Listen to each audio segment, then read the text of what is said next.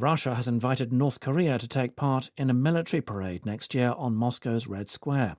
The Russian defence minister has been visiting North Korea to cement ties further between the two nations. President Biden has pardoned his son Hunter, despite previously saying he would not give him clemency. Hunter Biden was convicted earlier this year of illegally buying a gun and lying about his drug use, as well as tax evasion. Donald Trump, himself a convicted felon, called the pardon an abuse.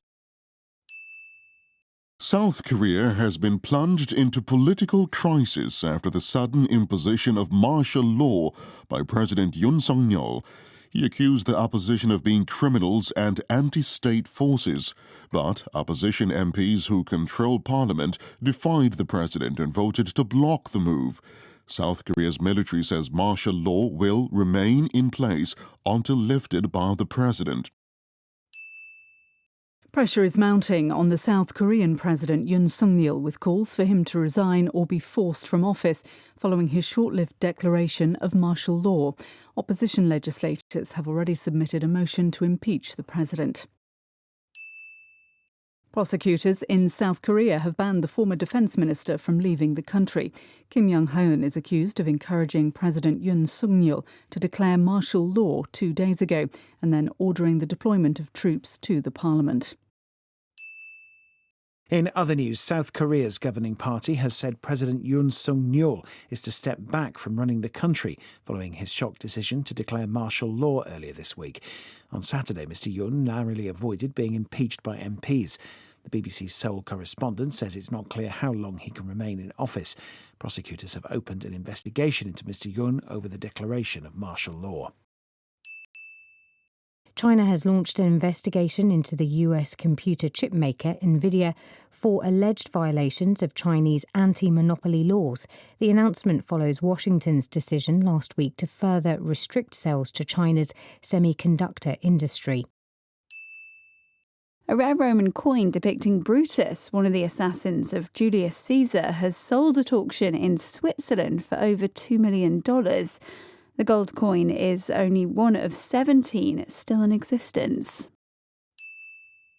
Police in South Korea have raided the president's office as part of an investigation into his failed attempt to impose martial law last week. Some of his top officials and military commanders have been arrested and suspended over their alleged role in enforcing the order. A growing number of legislators from the South Korean president's own party say they'll support his impeachment.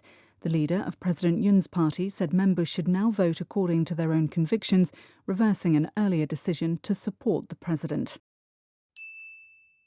Members of Parliament in South Korea have voted to remove President Yoon Suk-yeol from power over his short-lived declaration of martial law 12 days ago.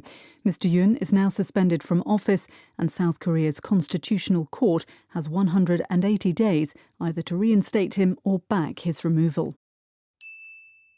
The newly crowned chess world champion Gukesh Dommaraju has received a hero's welcome after returning home to India. The 18-year-old became the youngest ever world champion in Singapore last week. China has extended visa-free entry for foreigners to 10 days in order to increase the number of overseas tourists. Last year, China attracted only a third of the international visitors who came before the pandemic. Two of Japan's largest car makers are in talks over a possible merger to equip them to compete against electric vehicle makers, particularly in China. In March, Nissan and Honda agreed to explore a strategic partnership.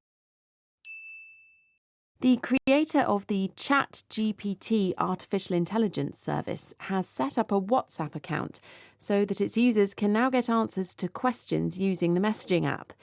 Users in the US will even be able to have a voice conversation with the chatbot. 시청해 주셔서 감사합니다. 다음 시간에 뵙겠습니다.